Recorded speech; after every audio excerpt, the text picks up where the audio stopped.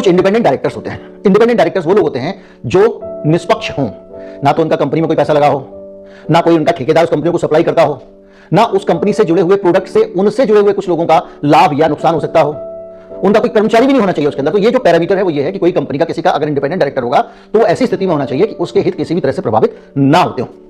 BEL के 7 independent directors हैं जो उसकी वेबसाइट ने सूचना दी है।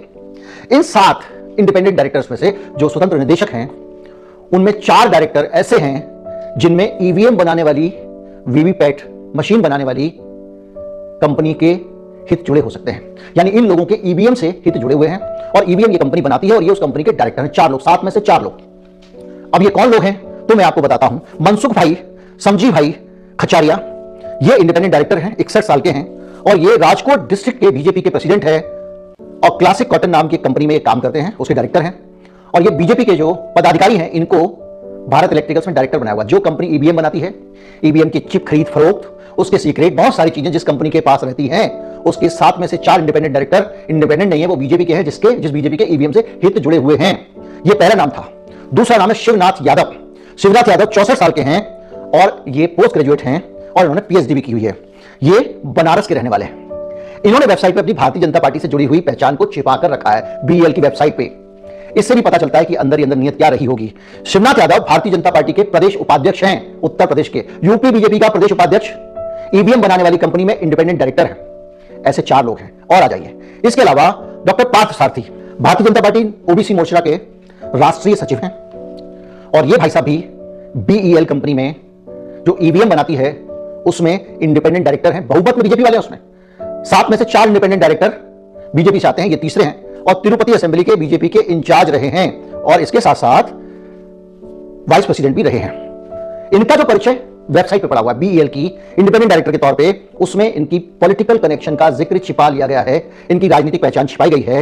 इनके बारे में लिखा गया है कि ये 51 साल के हैं, डेंटल साइंस की पोस्ट डिग्री रखते हैं, मैनेजिंग डायरेक्टर हैं Partha dental care private limited के और पार्था कॉस्मेटोलॉजी प्राइवेट लिमिटेड के। मतलब बेल की जो वेबसाइट है वहां पे इनको दिखाया गया है कि ये दांतों के डॉक्टर हैं और दांतों के एक्सपर्ट हैं। 15 साल का इनका डेंटिस्ट का एक्सपीरियंस है और ये जो भारतीय जनता पार्टी के इनके बड़े बड़े जो पद हैं उसको छिपा लिया गया है। किस कंपनी में है ये इंडिपेंडेंट डायरेक्टर? बीईएल में है। इंडिपेंडेंट डायरेक्टर होने के लिए जो न्यूनतम आवश्यकता है वो यही है कि किसी भी प्रकार से इनके हितों का टकराव उस कंपनी से ना होता हो। पार्थ सारथी साहब हैं। अब आ जाइए श्यामा सिंह। श्यामा सिंह भारतीय जनता पार्टी की पूर्व वाइस प्रेसिडेंट हैं बीजेपी बिहार की। श्यामा सिंह अपना परिचय जो बेल की इंडिपेंडेंट डायरेक्टर के तौर पे जो उनकी वेबसाइट पे पड़ा हुआ है उसमें जो देती है उसमें भारतीय जनता पार्टी की बात छिपा ली गई है।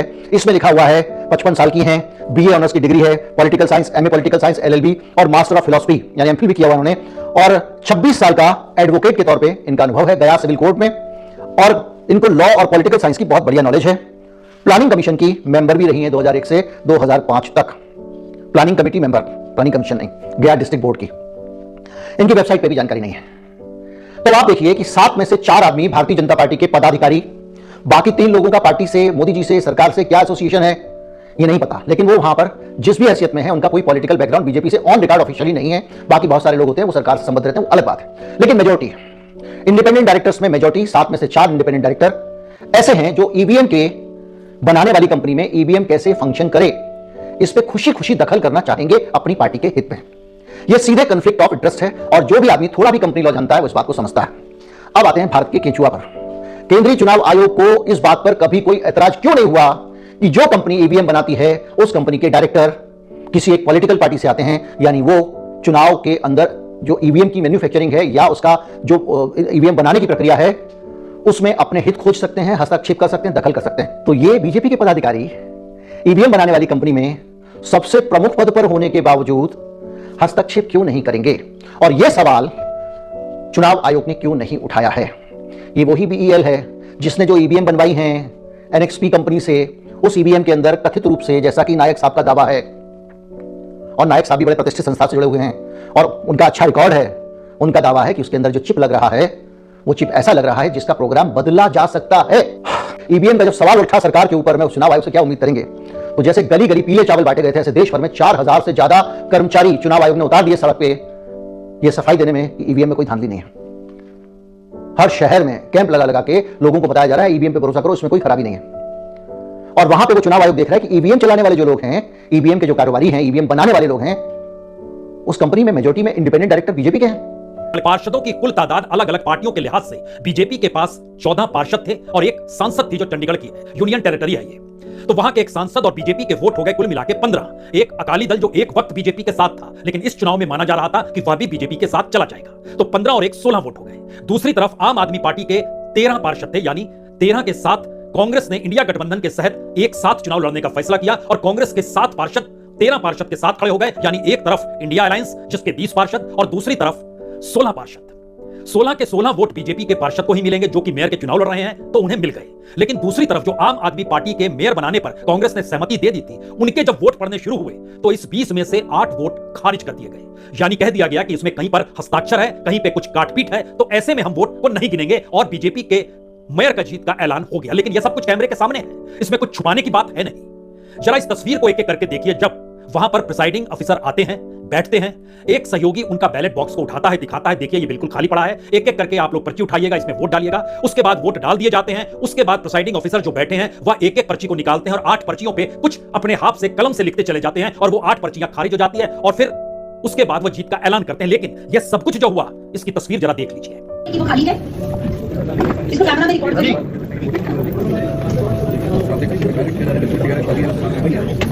बैलेट बॉक्स को सभी कैंडिडेट्स के सामने, प्रिसाइडिंग कमेटी के सामने लॉक कर दीजिए।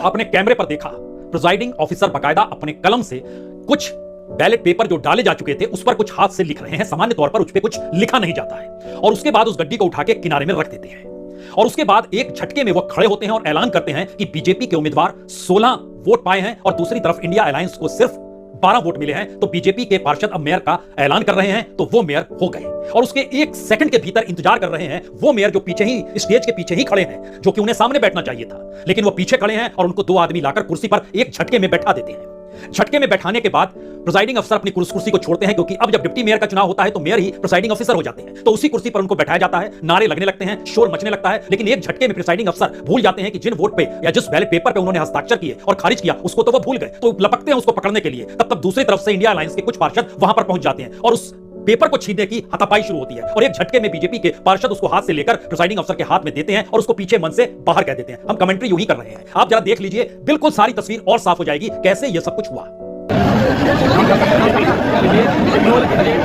बीजेपी का मेयर बन चुका है, बीजेपी का मेयर को अनाउंसमेंट करने के लिए बीजेपी का मेयर मनोज सिंह ठाकुर बीजेपी का मेयर बना दिया गया है। उसका देखो बीजेपी के मेयर अनाउंस किया था, वो होते हुए आम आदमी पार्टी उसी इलेक्शन में उसने तस्वीरें गिरा रहे हैं। चंडीगढ़ मेयर के इलेक्शन में सामने आ रही है, बीजेपी का मेयर बन चुका है कि 50 तस्वीर डाली है कि भैया ने नोट पास कर दी सिंह जो है वो उस पार्टी का मेयर बहुत बड़ा है, बाहर है, ऊपर बाहर नजर आ रहे हैं। और यह बीजेपी ने बीजेपी हासिल कर दी है। सब कुछ कैमरे ने पकड़ लिया, सब कुछ कैमरे के सामने हुआ और कोई गिला शिकवा किसी को नहीं है, क्योंकि इसी वक्त बीजेपी के अध्यक्ष जेपी नड्डा ने तुरंत देरी नहीं लगाई सोशल मीडिया में अपने विचार रखने को लेकर। उन्होंने कहा, देखिए प्रधानमंत्री नरेंद्र मोदी की अगुवाई में मेयर इलेक्शन बीजेपी जीत गई और बहुत ही यूनियन टेरिटरी जो चंडीगढ़ है उसमें जबरदस्त विकास हुआ है और इंडिया अलायंस पहला चुनाव हार गई जो साथ मिलकर लड़ रही थी। यहां पर कोई अर्थमेटिक या कोई केमिस्ट्री काम नहीं आई। अब सवाल है, कोई अर्थमेटिक या कोई केमिस्ट्री इस डेमोक्रेसी में कैसे टिकेगी जो प्रिसाइडिंग ऑफिसर बीजेपी से जुड़ा हुआ हो, क्योंकि बीजेपी ने जिसे प्रिसाइडिंग ऑफिसर बनाया वो बीजेपी के साथ रहा है और इससे पहले चंडीगढ़ में वह बीजेपी माइनॉरिटी मोर्चा के प्रेसिडेंट रह चुके हैं। उसी शख्स को प्रिसाइडिंग अफसर बनाया गया और इसके बाद आम आदमी पार्टी ने और इंडिया अलायंस ने कहा हम हाईकोर्ट जा रहे हैं, क्योंकि इससे पहले भी गड़बड़ी जब हुई थी और टाल दिया गया था वोटिंग को, उस वक्त हाईकोर्ट ही जाना पड़ा था, तो हाईकोर्ट ने आज की तारीख निर्धारित की थी। अब तो सब कुछ कैमरे के सामने है। लेकिन जस्ट मनना शुरू हो गया और दिल्ली तक यह स्थिति आ गई कि बीजेपी अध्यक्ष ने कहने में कोताही नहीं बरती कि देखिए इंडिया अलायंस अपना पहला चुनाव ही हार गया, वो चाहे मेयर का चुनाव हो, लेकिन अलायंस की नहीं चली। यहीं से सवाल खड़ा होता है, क्या वाकई इस देश के भीतर में लोकतंत्र को सहेजने वाले संस्थान सत्ता की मुट्ठी में है? क्योंकि सवाल इतना भर नहीं है, एक सवाल इलेक्शन कमीशन के दफ्तर में भी रेंग रहा है।